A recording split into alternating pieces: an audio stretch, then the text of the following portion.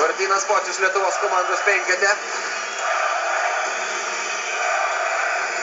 O štai antrasis baudos metimas skrieja pro šalį. Ir tai vis neišnaudotos progos. Buvo Makalibas, Pero Antičius, atgal buvo Makalibui.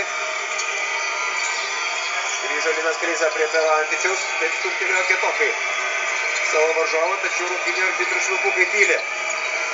Čekovskis baudos aikštelėje, Martynas Pocius, galinga jo gynyba prieš aukštesnį krepšininką. Blokuodamas metimą dviem rankomis apsigina Martynas Pocius. Šansas jam ir jį išnaudoja Martynas Pocius, taiklus metimas iš baudos aikštelės ir Lietuvos komanda didina savo pranašumą iki 3 taškų, 8-5.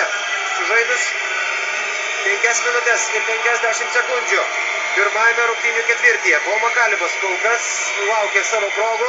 Dar vienas jo metimas iš toli yra netaiklus. Buvo kalbama, jog buvo Makalibas prie savo visų sugebėjimų pridėjo geresnį pataikymą, tačiau praėjusią sezoną iš tolimų distancijų Fenerbahčė Ulker komandoje jis atakuodavo tik tai 24% taiklumu. Mantas Kalnietis važiuoja kalnietiškais kalneliais. Šį kartą buvo žemoji padėtis ir varžovai baudžia Lietuvos komandą. Pero Antičius pataiko iš toli ir rezultatas yra lygus 8-8 po pirmojo makedonų tritaškio šios dienos rungtynėse. 3 prametė, o štai ketvirtasis tikslą pasiekia. Jonas Valančiūnas tvarkosi sėkmingai baudos aikštelėje ir tai yra įrodymas, jog šiandien Lietuvos komanda gali laikytis to pasirinkimo plano.